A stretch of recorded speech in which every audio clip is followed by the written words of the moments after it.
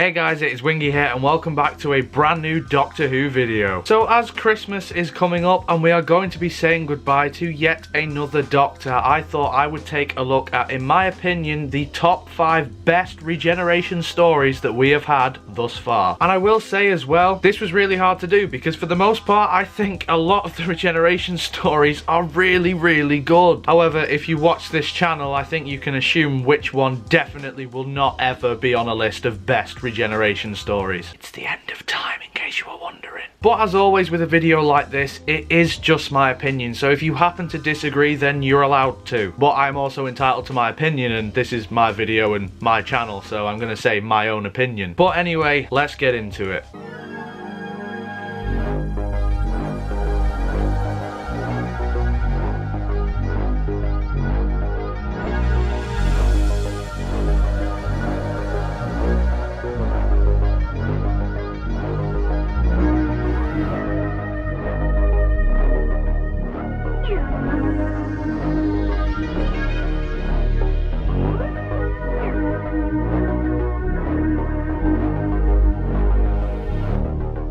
So then, kicking off this list in at number 5, I'm gonna go with the 10th planet. Now this story has a special place in my heart just because, I mean, it introduces my favourite villains. The original Cybermen that we first saw back in 1966 recently made a reappearance, and I'm pretty sure after the Doctor falls, everyone wanted to see this story, either again or for the first time, hopefully anyway. And what you will find is actually a very good and interesting Doctor Who story. I do take issues with it though, and that is partly due to the fact that William Hartnell doesn't appear as much in this story as I'm sure he would have wanted to, and as much as I would have liked him to. But the reason as to why the first Doctor doesn't appear that much in this story is probably going to be rectified in the Christmas special. I say rectified, I'm praying it's rectified and not ruined. But then again, it is a Moffat Christmas special, so who knows. So what's so good about it? Well, basically, set during the 1980s, a space crew come under a bit of trouble, and back at the main headquarters, they're trying to figure out what the hell is going on. There's also something trying to get into Earth's atmosphere that they're not 100% sure yet what that is. However, that turns out to be the planet Mondas, who is trying to push Earth out of its orbit so it can get back into the galaxy, as it was the 10th planet. Obviously now it would be the 9th planet because Pluto just doesn't count now, apparently. But what is Mondas? Well, for those of you who don't know, that is the original home planet of the Cyberman and Earth's twin planet, but it is a bit further on in its future than we are, which basically results in the Cybermen coming down to Earth and explaining their technology to them and wanting us to be like them. And then the Doctor has to stop them, kind of how it works. Now the Cybermen in this are great. Now they do look quite crude, but I think the black and white definitely hides some of what could be quite crap if it was in colour. The voices work really well and they're actually really chilling. They're not as robotic as Cybermen that we would come to know. I shouldn't be explaining this, you all saw them recently. But yeah, you get the idea of those Cybermen, but they're really good. When they start marching through the snow and they're under those disguises and they clatter that guy outside the TARDIS, it's a really great scene. But this is also a major story in Doctor Who's history because it is the first time we get a regeneration. At this point in the show's history, regeneration wasn't even a term. At the time, I'm pretty sure people had no idea what the fuck was going on. Was he changing his appearance? Was he becoming younger? Was this a renewal? Were they just making a new character? I imagine it would have been really weird watching it back then in 1966, just wondering where the hell that character that you've grown to love over the previous 3 years, what's happening to him? Luckily, everything worked out and we have Doctor Who as it is today. So for that reason alone, this story has got to make it in the top 5 list. Plus, Cybermen. Moving on then, and we are going to go to the Pertwee era with Planet of the Spiders. For me, this is the quintessential Jon Pertwee story, and I say this about every Pertwee story I fucking talk about, I really do. But it more or less has everything that you would find in the Pertwee era within this story, minus the Master. But this story's great. It's 6 parts, so like a lot of 6-parters, it does drag on a little bit. And again, in places, it does look dated, but you can't really hold that against it. The spiders at the time, I've been told, because my dad watched it when it first came out, they were terrifying. Seeing them scuttle across the floor, I imagine that sent a lot of kids into therapy, and a lot of adults nowadays who saw that as a child, I'm gonna guess they have a fear of spiders. And rightly so, because they are fucking fucking horrible. This is the closest Doctor Who ever got to James Bond, I think, and that is just because of all the amount of vehicles and gadgets that Pertwee was using in this story. We have the Whomobile, Bessie's back, I think the Doctor flies a helicopter, he's on a hovercraft. He's just typical Pertwee Doctor, but almost James Bond, more so than ever. We get the last appearance of Captain Yates in this story, thankfully, because I'm not a massive fan of Captain Yates, except for in Invasion of the Dinosaurs where they gave him some actual depth, but here, yeah,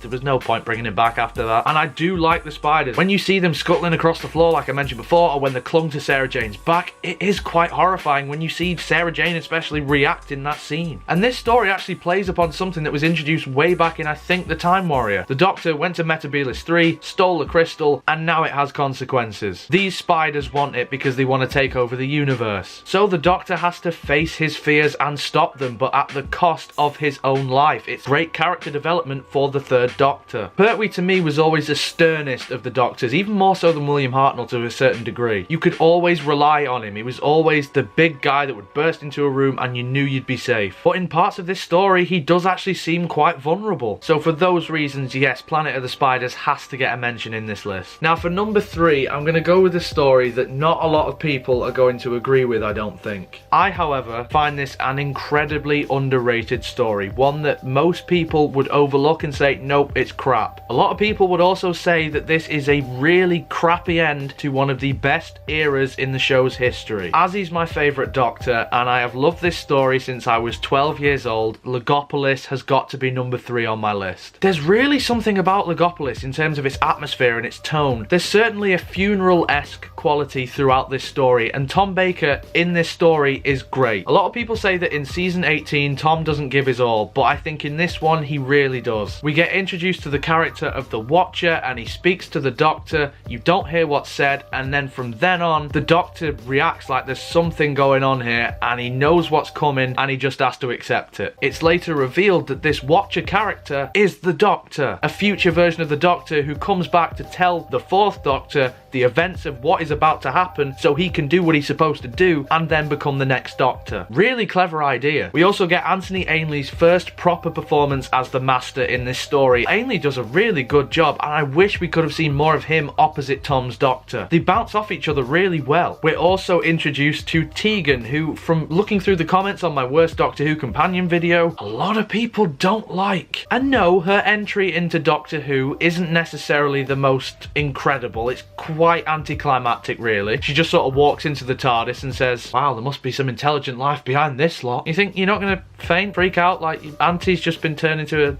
little doll? You're in a spaceship now, you're late for your job. That it? Is she needed in this story? Absolutely not. I think we could have introduced her way into the 5th Doctor's era. And we also get reintroduced to Nyssa from the Keeper of Traken. Again, there's no real need for her, but I mean, I'm glad that they did have a multitude of companions in this story because let's face it, if anyone's regeneration is going to be traumatic for the viewers, it was going to be Tom's. Originally, Louise Jameson and or Elizabeth Sladen were supposed to return to oversee Tom's regeneration into Peter Davison. I don't know why Elizabeth Sladen turned it down. I think she might have done something else, but Louise Jameson herself, she told me at Comic-Con that one of the main reasons why she didn't accept it was because they wanted her to stay on for another season after, something that she didn't really want to do, and she already had Tenko and theatre in the pipeline anyway. It just makes you think of what it could have been. But there is some very interesting ideas in this story, not just the Watcher, the idea of entropy, which again is real science, something that is a common thread throughout season 18. The idea of flushing the Master out of the TARDIS, I like it, don't love it though. But the idea of a TARDIS within a TARDIS within a TARDIS within a TARDIS, etc., and it's like infinite, that was a really cool idea. And obviously the Doctor falling off of Jodrell Bank. Okay, it's not Jodrell Bank, it's the Pharos project, but it is basically Jodrell Bank. So every time I'm on the train I just see Jodrell Bank, it's literally just like, it's the end. And you just see the entirety of the 4th Doctor era. It's literally his life flashes before his eyes. Cannot mention Lagavulin without talking about the music, because for me, arguably the greatest soundtrack in Doctor Who's history. Okay, so next we're going to go to number 2, which is finally a new series story, and the only one on this list, because by this point you know what's number 1, surely. And this for me is on here for one main reason. This was my first regeneration. Bad Wolf, Parting of the Ways. Now when I first watched this, I literally only knew about Christopher Eccleston. I thought this was a new show, I had no idea about all of its past and everything like that. I also had no idea that Christopher Eccleston was leaving, so when it got to the end of this story and he's suddenly David Tennant, it literally just blew my mind, as I imagine it would have done to viewers way back in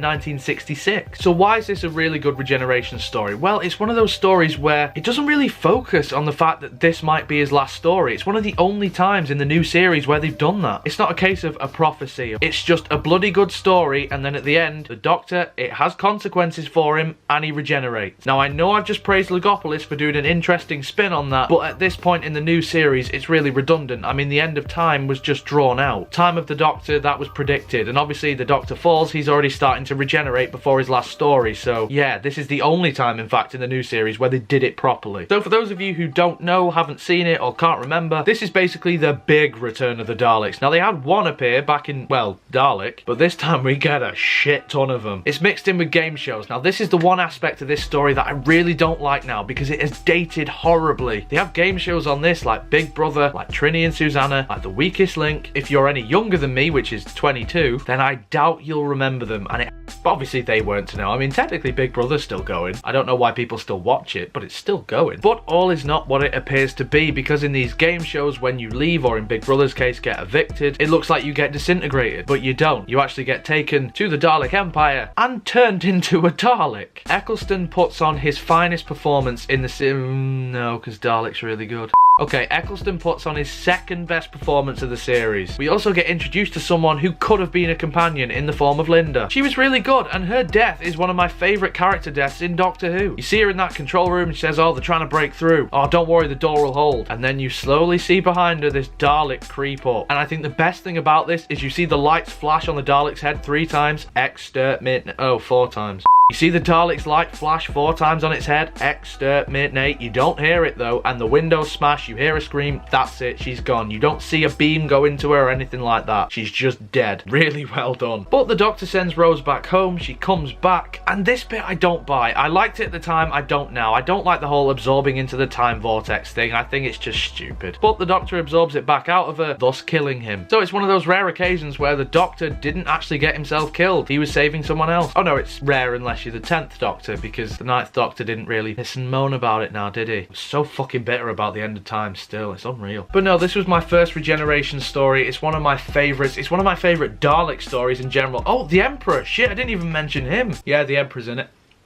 Pretty good. We'll go to number 1 now. Okay, so after the 4th, 9th, 3rd, and 1st Doctor's demises, can we guess what my number 1 is? If you've seen my other videos and you know Doctor Who at all, you're gonna know it's Caves of Androzani. Now, I've spoken about this story before. It was joint number 1 on my top 10 best classic Doctor Who stories. So I'm not really gonna go into too much detail about it because I have spoken about it previously. But the reason why this is number 1 is because this is a Doctor Who story, but it isn't. Or at least for the time it wasn't. This is very, very different. This isn't a case of Doctor arrives, something going on, he's gotta fix it, see you later, everything's fine now. This is Doctor and Companion land. Wrong place at the wrong time. Yeah, things are fucked up, we can't fix it, we just have to just fucking go. And it's so fast paced for the classic series as well. It's so good. The characters are all bastards. They're all out for themselves. No one is on the Doctor and Peri's side. We are also introduced to one of the best one-off Doctor Who villains, which is Sharaz Jek, who is the creepiest bastard alive. Oh, basically at the start of the story as well, the Doctor and Peri, they get poisoned. They need to find the antidote as well. So not only do they have to get out of this fuckfest where there's this massive war going on between about 3 or 4 different people, but they're also poisoned and they're gonna die soon as well. Part 1 and 3, best cliffhangers in Doctor Who history, particularly episode 3. And then they get the antidote, but there's only enough cure for 1 person, so I'm pretty sure you can guess what's happening here now then. The Doctor gives it to Peri, thus causing him to regenerate, although he's not even sure that he will. It's just so brilliantly directed, brilliantly paced, brilliantly acted. Like, this is Peter Davison's finest performance as the Doctor, without question. But this is just another level. This is Doctor Who just to the max, or to the extreme. Anyway guys, those are my choices. Like I said at the start of this video, I'd like to remind you guys again, this is all personal opinion. If you happen to disagree, that is entirely fine. If everyone agreed with everyone on everything, the world would be pretty fucking boring. Honestly, this close to the War Games being on here. Seriously, this close. Anyway guys, let me know what you think in the comments below. What are your top 5 Regeneration stories? Also, which one do you think is the worst one? Not out of this list, just out of every single Regeneration story. For me, it's the end of time. If you enjoyed this video, make sure you leave a like on it. Subscribe if you want to see more Doctor Who related content on my channel. Yeah, what else? What else do I need to plug?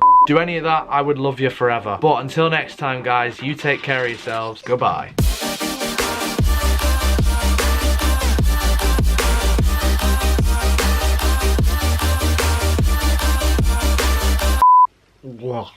'cause baby, now we got bad blood. Oh, I just know I'm gonna leave that in for a blooper. I just know it.